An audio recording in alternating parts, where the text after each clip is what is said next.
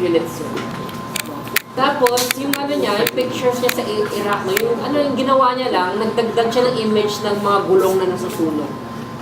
May sundalo na kaganon, tapos naglagay lang siya ng nasusunog na gulong sa lahat. Somewhere sa may likod.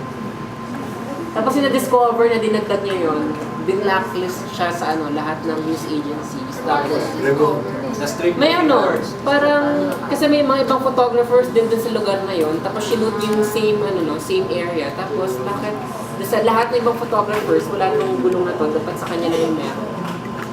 Nandun yung gulong na yun, parang mukhang maging maganda yung composition niya or something. No? Pero, na-strip po yung board. wala. Binalik yun.